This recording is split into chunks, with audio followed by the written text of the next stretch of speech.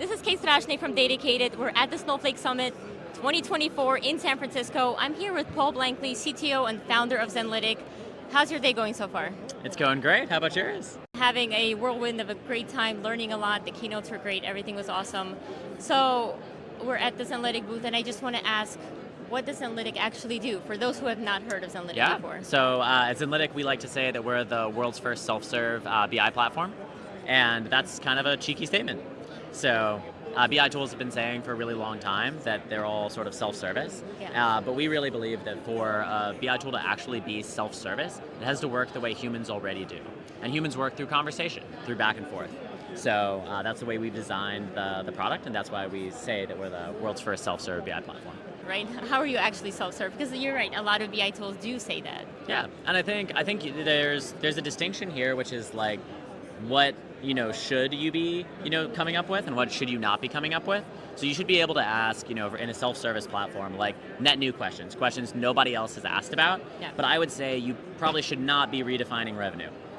You have some metrics that your company uses, some ways that you think about things, ways that you categorize things that you need to reuse. Mm-hmm. So self-service actually has a big reuse component to it as well, which is what we've done a lot of work in our cognitive layer to be able to enable that self-service by being able to have a way to take those definitions, that logic, and make that clear to the actual AI system.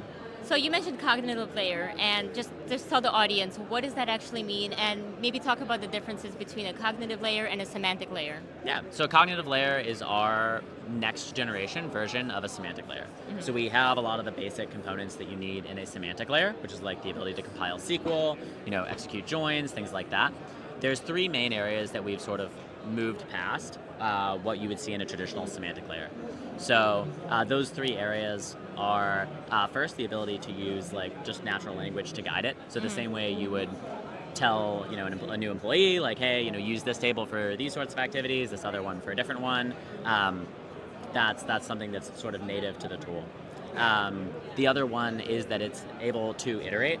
So the model can actually use the cognitive layer and have a back and forth that's like completely hidden from the user, where the model is effectively same path that a data person would take. You try something, you're like, that didn't quite work, you try it again, that didn't quite work.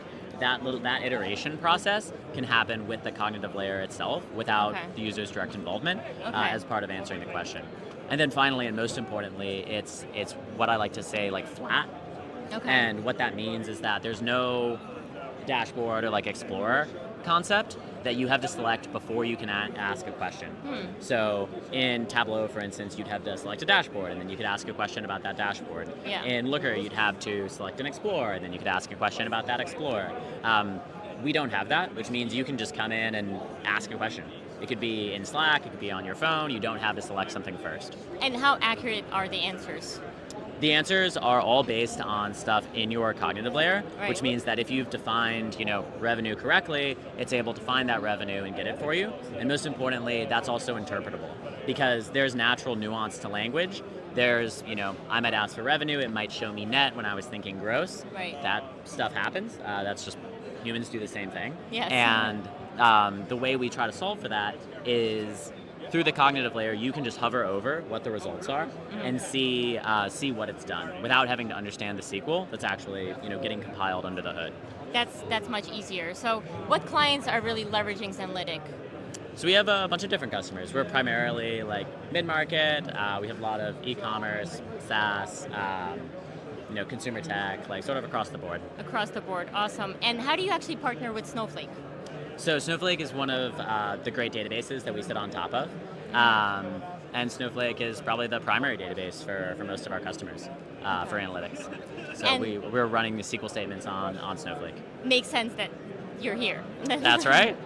And so while you're on site, I know you have a talk, LLMs for 4 different users. So you've got data engineers, data scientists, data analysts, and then business users or data consumers as you call them.